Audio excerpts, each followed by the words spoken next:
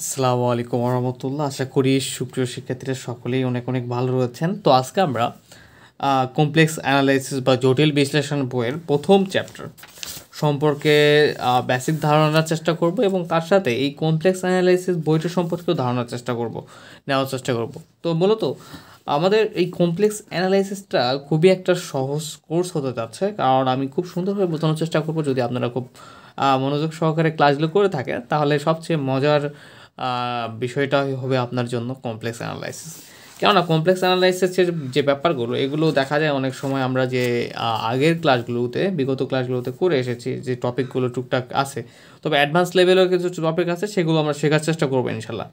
তো complex analysis বলতে, জটিল বিশ্লেষণ বলতে আমরা এখানে আমাদের জটিল সংখ্যার একটা ব্যাপার মাথার ভিতরে চলে আসতেছে। তো প্রথমত আমরা চ্যাপ্টারগুলো দেখার চেষ্টা করি এবং এই কোর্সটা কাদের কাদের জন্য কমফোর্টেবল সেটা একটু দেখার চেষ্টা করি আমরা। ওয়ানার্স যাদের কোড 233-707 এবং 7 কলেজ যাদের সাবজেক্ট কোড হচ্ছে 707 শেষে, মাস্টার্স প্রিলিমিনারি ফার্স্ট পেপার এবং ঢাকা ইউনিভার্সিটির মাস্টার্স প্রিলিমিনারি ফার্স্ট পেপার, ঠিক আছে। এবং এইখানে যে কোডগুলো দেওয়া আছে এই সকলের জন্য এই কোর্সটি আমাদের কোর্সটি হচ্ছে কাজে দেবে বা এই কোর্সটি তারা করতে পারবেন। তো এখন আসি আমরা এই কমপ্লেক্স নাম্বার বা হচ্ছে প্রথম চ্যাপ্টার যেটা জটিল সংখ্যা, এই জটিল সংখ্যা সম্পর্কে এবং এই চ্যাপ্টারের জটিল সংখ্যার উপরে যতটুকু বেসিক দরকার ততটুকু দেওয়ার চেষ্টা করব। এরপর আমরা চেষ্টা করব কিছু এক্সাম্পল সলভ করার। ওকে, তো একটু আমরা অধ্যায়গুলো বিশ্লেষণ করার চেষ্টা করি, কী কী অধ্যায় রয়েছে। এখানে আমরা দেখতে পাচ্ছি প্রথম চ্যাপ্টার কমপ্লেক্স নাম্বার, জটিল সংখ্যা। এরপরে আছে অ্যানালিটিক ফাংশন, এরপর আছে কমপ্লেক্স ইন্টিগ্রেশন বা রিলেটেড থিওরাম। এরপরে আছে হচ্ছে এখানে আমাদের সিঙ্গুলার রেসিডিউর সাম থিওরাম বা কিছু থিওরামের একটা চ্যাপ্টার। এরপরে calculus of residues control integration. এরপর আছে কনফর্মাল ম্যাপিং। তো মূলত এখানে যে ব্যাপারটা বলতে যাচ্ছি যে আমাদের এখানে 6টা চ্যাপ্টার দেওয়া আছে, বাট এখান থেকে আমরা চেষ্টা করব 5টা অত্যন্ত ভালোভাবে কমপ্লিট করার। আমরা যদি 5টা খুব ভালোভাবে শেষ করতে পারি তাহলে 100% পরীক্ষা কমন পাবো, ঠিক আছে। তো প্রথম টার্গেট থাকবে আমাদের 5টা চ্যাপ্টার খুব সুন্দরভাবে শেষ করা। তাহলে এই জটিল সংখ্যা সম্পর্কে ধারণা পেতে গেলে আমাদের যারা যান তারা একটু এই প্রথম বইয়ের প্রথম অংশগুলো একটু পড়তে পারেন, অথবা আমি খুব সুন্দরভাবে যতটুকু দরকার ততটুকু বুঝাই দিচ্ছি, দেখার চেষ্টা করুন খাতায়। তো জটিল সংখ্যা বলতে মূলত কী বোঝায়, যে কোনো সংখ্যা যদি সাপোজ কমপ্লেক্স নাম্বার, কোনো সংখ্যা যদি Z equal X plus I Y আকারের হয়ে থাকে তাকে আমরা কি বলে থাকি সাধারণত কমপ্লেক্স নাম্বার বা জটিল সংখ্যা। ওকে, তো এখানে আমাদের এই কমপ্লেক্স নাম্বার বা জটিল সংখ্যাটা কয়টা পার্ট নিয়ে গঠিত হয়? 2টা, একটা হচ্ছে বাস্তব পার্ট আর একটা হচ্ছে কাল্পনিক। তো এই জটিল সংখ্যা একটা তৈরি হতে গেলে অবশ্যই তার বাস্তব এবং কাল্পনিক 2টা অংশই থাকতে হবে, মাস্ট বি। তার এই কমপ্লেক্স নাম্বারটা আমাদের যে সংখ্যাটা কমপ্লেক্স নাম্বার চিন্তা করতেছি, এখানে দেখেন ইমাজিন নাম্বার এখানে নেই। ইমাজিন নাম্বার বলতে এই যে আই যুক্ত অংশটাকে আমরা কাল্পনিক অংশ বলতেছি। আই যুক্ত অংশটাকে কী বলতেছি? ইমাজিন নাম্বার বা কাল্পনিক অংশ। তাহলে এই আই যুক্ত অংশ ছাড়া বাকি যে অংশটা থাকতেছে সেটা হচ্ছে আমাদের কি রিয়েল জেড বা হচ্ছে বাস্তব অংশ। এবং এই আয়যুক্ত অংশর সাথে যে সহগটা থাকতেছে তাকে আমরা বলতেছি যে ইমেজিন জেড, বা এই আয়ের সাথে ইমেজিন জেডের মানটা কত? ওয়াই। তাহলে আমরা কমপ্লেক্স নাম্বারটা জটিল সংখ্যাটা কি হালকা বুঝতে পেরেছি, যে সংখ্যাটাতে বাস্তব এবং কাল্পনিক সংখ্যার হচ্ছে অংশগ্রহণ থাকবে এভাবে Z equal X plus I Y আকারের, তাকে আমরা সাধারণত কী বলে থাকি, সেই সংখ্যাটাকে আমরা বা জটিল সংখ্যা বলতে। বাট এখানে এক্স এবং ওয়াই যেগুলো আছে সেগুলো কিন্তু আমাদের কি বাস্তব সংখ্যা, ঠিক আছে। বাট এখানে যখনই ওয়াইয়ের সঙ্গে ইমাজিন নাম্বার যুক্ত হলো এবং প্লাস এর সঙ্গে পাশে আরেকটা বাস্তব অংশ থাকলো, তখন এই পুরোটাকে আমরা জটিল সংখ্যা বলছি। তো একটা ব্যাপার আরেকটু ক্লিয়ার হয়ে নেই। সাপোজ অনেক সময় এরকম দেওয়া থাকতে পারে, সাপোজ এখানে জেড ইকুয়াল দেওয়া আছে, তো জেড ইকুয়াল এরকম আসতে 3 ইকুয়াল i5, এটা কি জটিল সংখ্যা? হ্যাঁ, এটা জটিল সংখ্যা। কেননা এখানে 3 হচ্ছে বাস্তব সংখ্যা এবং ইমেজিন নাম্বারের সঙ্গে আমাদের একটা ইমেজিন নাম্বার রয়েছে, ইমেজিন জেড ইকুয়াল হচ্ছে 5 ইমেজিন নাম্বার, এবং এটা আমাদের পুরোটা কি রিয়েল জেড, পুরোটা বাস্তব সংখ্যা 3। তাহলে এখানে আমরা দেখতে পাচ্ছি আমাদের এই ইমেজিন নাম্বার সঙ্গে যেটা থাকতেছে সেটা কাল্পনিক অংশ, এবং ইমেজিন নাম্বার ছাড়া যে অংশ সেটা বাস্তব অংশ, এই দুটো অংশ মিলে আমাদের কমপ্লেক্স নাম্বারটা তৈরি হচ্ছে। ওকে, তো কিছু ব্যাপার একটু হালকা ক্লিয়ার করে নেই এখনই। সাপোজ এখানে 6 দেওয়া আছে, এটা কি আমাদের জটিল সংখ্যা বা জটিল সংখ্যায় তৈরি করতে পারবো? হ্যাঁ, করতে পারবো। কেননা 6 প্লাস 0i বা i0, দেখেন বাস্তব সংখ্যা, 0টা হচ্ছে আমাদের ইমাজিন নাম্বারের অংশ, তখন কিন্তু এটাকে আমাদের কি জটিল সংখ্যায় রূপান্তরিত হয়ে গেল। মানে কোনো সিঙ্গেল সংখ্যা দেওয়া থাকলেও সেখান থেকে আমরা কি করতে পারবো, তাকে আমরা জটিল সংখ্যা হিসেবে কল্পনা করতে পারবো। বা এরকম দেওয়া আছে 3i, যেটা কি হচ্ছে আমাদের কমপ্লেক্স নাম্বার জটিল সংখ্যা। অনেকেই ভাবতে পারেন এখানে কোথায় বাস্তব অংশটা তো নাই, শুধু কাল্পনিক অংশটা আছে। বাট আমরা তো চাইলে এভাবে লিখতে পারি 0+3i। 0+3i মানে কি, 0টা আমাদের হচ্ছে সেই কাঙ্ক্ষিত বাস্তব অংশ, রিয়েল জেড অংশ, এবং এই আয়ের সঙ্গে ইমেজের নাম্বার 3ও রয়েছে, তাহলে এটাকে আমাদের এটা জটিল সংখ্যা। তাহলে জটিল সংখ্যার সহজ সংখ্যাটাই হচ্ছে যে আমাদের যে সংখ্যার আকারটা z=x+i আকারের সংখ্যাটাকে আমরা কি বলবো, যে জটিল সংখ্যা বলে থাকবো। আই হোপ যে যতটুকু ক্লিয়ার হওয়া দরকার জটিল সংখ্যা সম্পর্কে ততটুকু ক্লিয়ার হতে পেরেছেন। এখন আমরা এখানে দুইটা অক্ষ বিবেচনা করি।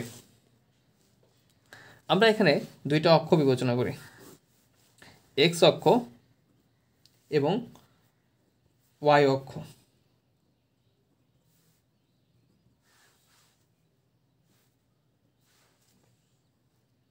আমরা এখন জ্যামিতিক উপস্থাপন করার চেষ্টা করব। তো এক্স অক্ষ এবং ওয়াই অক্ষ নেওয়ার চেষ্টা করেছি এখানে।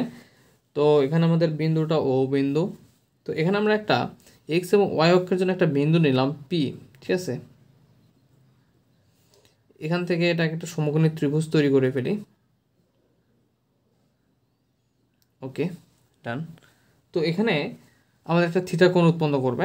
যদি এটাকে আমরা অতিভুজ চিন্তা করতে চাই, এটাকে ভূমি যদি চিন্তা করতে চাই, তো এটা কি অক্ষ বরাবর? এক্স অক্ষ বরাবর। এটা কোন অক্ষ বরাবর? ওয়াই অক্ষ বরাবর। আচ্ছা, তো এখান থেকে আমরা কি করব, আমরা আসলে আমাদের যে মডুলাস এবং আর্গুমেন্টের যে সূত্রটা, ওই সূত্রটা বের করে আসার চেষ্টা করব। তো আমরা এই কমপ্লেক্স নাম্বার জটিল সংখ্যা থেকে যখন মডুলাস নির্ণয় করতে যাই বা আর্গুমেন্ট নির্ণয় করতে যে সূত্রগুলো প্রয়োজন পড়ে সেগুলো জানার চেষ্টা করি।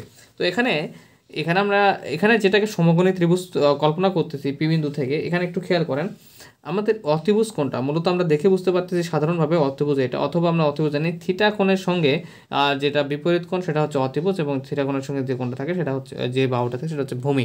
তাহলে আমাদের এই আর যেটাকে আর দিচ্ছে সেটা কিন্তু আমাদের কি, আমাদের অবশ্যই অতিভুজ ও থেকে পি পর্যন্ত, এটা দূরত্ব আর নিলাম। আর এটা এক্স অক্ষ বরাবর, এটা ওয়াই অক্ষ বরাবর, সো এক্স ওয়াই। তো এখানে আমরা যেটা জানি যে সমকোণী ত্রিভুজের ক্ষেত্রে অতিভুজ স্কোয়ার ইকুয়াল কি লেখা যায়, ভূমি স্কোয়ার প্লাস লম্ব স্কোয়ার। তাহলে এখান থেকে আমরা কি লিখতে পারবো, অতিভুজ স্কোয়ার মানে আর স্কোয়ার ইকুয়াল ভূমি স্কোয়ার এক্স স্কোয়ার প্লাস লম্ব স্কোয়ার মানে ওয়াই স্কোয়ার। তো অতএব আর ইকুয়াল কি লিখতে পারবো, আমরা আর ইকুয়াল লিখতে পারবো ওই পাশে যদি আমরা বর্গমূল করে ফেলি, রুট ওভার করে ফেলি, তাহলে স্কোয়ার রুট কেটে যাবে, তাহলে থাকবে শুধু root over x square plus Y square. আশা করি এই ব্যাপারটা ক্লিয়ার, যে জাস্ট এখানে যদি আমরা রুট ওভার করে ফেলি তাহলে কি হবে, স্কোয়ার রুট কেটে যাবে, শুধু রুট ওভারটা এখানে থাকবে। সো সেই কাঙ্ক্ষিত আরটা পাবো, আর ইকুয়াল কি x square plus Y square থেকে R equal root over x square plus Y square পেলাম। এটাই আমাদের কিন্তু সেই কাঙ্ক্ষিত মডুলাস, ঠিক আছে, যে মডুলাস যেভাবে নির্ণয় করতে হয় সেই কাঙ্ক্ষিত মডুলাস। সাপোজ জেড ইকুয়াল যদি আমাদের কোনো মান দেওয়া থাকে, সাপোজ 2+3i দেওয়া আছে, তো এখান থেকে মডুলাস নির্ণয় করতে বলে, তাহলে কীভাবে নির্ণয় করবো, জেড মডুলাস কোন সূত্র, এই যে root over x square plus Y square. X হচ্ছে আমাদের এই যে বাস্তব অংশটা হচ্ছে এক্স, আর ওয়াইটা হচ্ছে আমাদের কি ইমাজিন নাম্বারের সঙ্গে যে সহগটা থাকবে সেটা হচ্ছে আমাদের কি ওয়াই। আমি আগে বলেছি যে আমাদের এক্স কোনটা আই কোনটা একটা জটিল সংখ্যা, প্রথমত এটা কি একটা জটিল সংখ্যা, তাই না। তাহলে root over x square plus Y square, তাহলে এক্স হচ্ছে 2 স্কোয়ার প্লাস ওয়াই স্কোয়ার মানে হচ্ছে 3 স্কোয়ার, তার মানে হচ্ছে কত 2 × 4 3 থেকে 9 4, তাহলে রুট ওভার 13। তো আমরা মডুলাস কীভাবে নির্ণয় করবো আশা করি বুঝতে পেরেছি। এখন আমরা আর্গুমেন্টে চলে আসি। তো এখানে চিন্তা করি আমাদের আর্গুমেন্ট নির্ণয় করার ক্ষেত্রে আমাদের টেন থিটা কল্পনা করতে হবে। টেন থিটা ইকুয়াল কি লম্ব বাই অতিভুজ, লম্ব বাই ভূমি। তো এখানে এই সমকোণী ত্রিভুজে আমাদের লম্ব কোনটা, লম্বটা হচ্ছে এই যে ওয়াই, এই যে ওয়াইটা হচ্ছে লম্ব, আর অতিভুজ হচ্ছে ভূমি হচ্ছে আমাদের এক্স। আমরা আবারও বলি টেন থিটা ইকুয়াল আমরা কি জানি, টেন থিটা ইকুয়াল আমরা জানি যে লিখতে হয় লম্ব বাই ভূমি। তার লম্ব হচ্ছে ওয়াই এবং আমাদের এখানে ভূমি হচ্ছে এক্স। তাহলে অতএব থিটা ইকুয়াল কি পাবো, টেনটাকে যদি পাশে পার করা হয় তাহলে কী হয়ে যাবে, টেন ইনভার্স হয়ে যাবে। এই পাশে শুধু 10 আছে, এই পাশে পার করলে কী যাবে 1/10 বা 10 ইনভার্স আমরা সকলেই জানি, তাহলে 10 ইনভার্স y/x। তো এখানে একটা ব্যাপার হচ্ছে যেটা এই ফার্স্ট কোয়াড্রেন্টের ক্ষেত্রে এটা আমাদের কি আর্গুমেন্টের সূত্র পেয়ে গেলাম। তো আর্গুমেন্টটা মূলত মধ্যবর্তী কোণকে নির্দেশ করে সাধারণত, ঠিক আছে, আর্গুমেন্টের সূত্র এটা। তো যখন অন্য কোয়াড্রেন্টে যায় তখন কিন্তু আর্গুমেন্টের মানটা সিস্টেমটা চেঞ্জ হয়, কখনো মাইনাসে কখনো পজিটিভ আসে। তো আমরা প্রথম কোয়াড্রেন্টের ক্ষেত্রে এটা আমরা আর্গুমেন্টের নির্ণয় করাটা শিখলাম। আচ্ছা, তো আমরা এখান থেকে কী কী পেলাম বলেন তো। প্রথমত আমরা পেলাম যে কমপ্লেক্স নাম্বারটা কি, কমপ্লেক্স নাম্বারটা কি, হোয়াট ইজ কমপ্লেক্স নাম্বার। এরপরে আমরা হচ্ছে জিওমেট্রিক্যাল যে রিপ্রেজেন্টেশন বা জ্যামিতিক উপস্থাপন সেটা দেখতে পেলাম। এরপরে আমরা এখানে মডুলাস তো আর্গুমেন্ট নিয়ে হালকা আলোচনা করলাম, যতটুকু না আলোচনা করলে নয়। আচ্ছা, এখন আমরা ফাইনালি আরও কিছু ব্যাপার জানার চেষ্টা করব, যে ব্যাপারগুলো জানা জরুরি। তাহলে আমরা এখানে প্রথমত জটিল সংখ্যা সম্পর্কে কি আশা করি বুঝতে পেরেছেন। এরপরে আমাদের মডুলাস কীভাবে নির্ণয় করতে হয় এবং আর্গুমেন্টের সূত্রটা কি। এখন আমরা অনুবন্ধী জটিল সংখ্যা সম্পর্কে জানার চেষ্টা করব। অনুবন্ধী জটিল সংখ্যা বা কনজুগেট কমপ্লেক্স নাম্বারটা আসলে কি। তো আমাদের একটা জটিল সংখ্যা যদি z=3+2i হয়ে থাকে সাপোজ, অথবা এটাকে আমরা যে আদর্শ আকারটা সেটাও চিন্তা করতে পারি যে z=x+iy, ঠিক আছে, নো প্রবলেম। বাট এখানে একটু খেয়াল করি আমরা যে এটাকে যদি আমরা জেড বার করি, অনুবন্ধী জটিল সংখ্যাটা খুব মনোযোগ সহকারে বোঝার চেষ্টা করবেন। এখানে যদি আমরা জেড বার করে থাকি তাহলে কী হয়ে যাবে, এই যে প্লাসটা আছে সেটা হয়ে যাবে মাইনাস, ঠিক আছে। তো দেখেন z=3+2i এটা আমরা একটা জটিল সংখ্যা বুঝতে পারছি, 3 বাস্তব সংখ্যা এবং ইমেজিন নাম্বার সঙ্গে একটা বাস্তব সংখ্যা আছে। যখন এই জেড বার করলাম তখন কী হয়ে যাবে 3 - 2i, পজিটিভটা নেগেটিভ হয়ে যাবে। এটাকে আমরা অনুবন্ধী জটিল সংখ্যা বলতেছি। এবং এখানে একটু খেয়াল করেন, এখানে আমাদের রিয়েল জেড কোনটা একটু ধীরে ধীরে আশা করি বুঝতে পারবেন। রিয়েল জেড হচ্ছে আমাদের 3, ইমাজিন জেড কত এখানে 2, বাট এখানে আমাদের রিয়েল জেডটা কত 3, ইমাজিন জেডটা কত চেঞ্জ হয়ে কিন্তু আমাদের -2 হয়ে গেছে। যখন আমরা অনুবন্ধী জটিল সংখ্যা করলাম, পজিটিভ থাকলে নেগেটিভ হয়, নেগেটিভ থাকলে পজিটিভ হয়। সাপোজ যে জটিল সংখ্যাটা দেওয়া থাকবে তার উপরে বার দিব, দিলে আমাদের যে পজিটিভ বা নেগেটিভ সেই চিহ্নগুলো চেঞ্জ হয়ে যাবে, ঠিক আছে। আচ্ছা, এখন আরও কিছু বেসিক ব্যাপার জানা জরুরি, যেমন Z bar whole square equal লেখা যায় 2z বার, ঠিক আছে। Z modulus whole square equal লেখা যায় 2z বার। এগুলো সূত্র যখন শিখবো ধীরে ধীরে চলে আসবে। জেড ডাবল বার ইকুয়াল লেখা যায় শুধু জেড, কেন লেখা যায় ডাবল বার ইকুয়াল জেড, এগুলো যদিও আলোচনা করার বিষয় না। যেমন দেখেন জেড ডাবল বার জেড বলতে কী বোঝাচ্ছে, সাপোজ জেড আছে, জেডকে একবার বার দিলাম, এরপর আবার একটা বার ডাবল বার দিলাম, তখন কি এই যে মূল জেডটা সেই জেডটা ব্যাক আসবে বা ফিরে আসবে, এটা বোঝাচ্ছে। কিন্তু জেড ডাবল বার, জেডকে দুইবার বার দিলে জেডের মানটা সেটাই ফেরত আসবে। তো এখানে দেখেন, এখান থেকে বোঝানোর ট্রাই করি। জেডের মান 3+2i আছে, এটাকে একবার বাদ দিলাম 3 - 2i হলো। এটা যদি আরেকবার বার দেন তাহলে কী হয়ে যাবে, 3 মাইনাসটা চেঞ্জ হয়ে যাবে। বারের উপর একবার বাদ দিলে কি অনুবন্ধী জটিল সংখ্যা, যতবার বার দিবা ততবার কী হবে চিহ্ন চেঞ্জ হয়ে যাবে। তো জেড ডাবল বার দিলে 3 - 2iটা হয়ে গেলো 3+2i। দেখেন আমাদের যে কাঙ্ক্ষিত আগের জেডটা ছিল সেই জেডটাই কিন্তু আমরা এতটুকু অংশের জন্য আবার ফিরে পাচ্ছি। তো তাহলে জেডকে দুইবার যদি বার করা হয় তাহলে জেডের যে আসল মানটা সেটাই ব্যাক আসে। সো জেড ডাবল বার ইকুয়াল আমরা জেড লিখতে পারি। এরপরে এই চ্যাপ্টারে আরেকটা বিষয় জানা জরুরি, সেটা হচ্ছে যে আমরা এই সূত্রগুলো শিখেছিলাম আগের ক্লাসে, যে e⁻i θ ইকুয়াল কী লেখা যায় cos θ প্লাস i sin θ, ঠিক আছে। যখন e⁻−i θ তখন হচ্ছে cos θ মাইনাস i sin θ। ওকে, তো দেখেন যখন এখানে i θ তখন cos θ প্লাস i sin θ, যখন এখানে -i θ তখন cos θ মাইনাস i sin θ চলে আসতেছে। এবং এখানে সঙ্গে সঙ্গে বৃত্তের সমীকরণ আমাদের জানা জরুরি। বৃত্তের সমীকরণটা হচ্ছে যে x - a whole square plus y - b whole square equal r²। এরপরে আমাদের এখানে উপবৃত্তের সমীকরণ জানতে হবে, উপবৃত্তের সমীকরণ, ঠিক আছে। এগুলো আপনারা নোট করে নেবেন অবশ্যই, যে উপবৃত্তের সমীকরণটা কীরকম, যে x² square plus y² by b² equal হচ্ছে 1। এরপর অধিবৃত্তের সমীকরণ,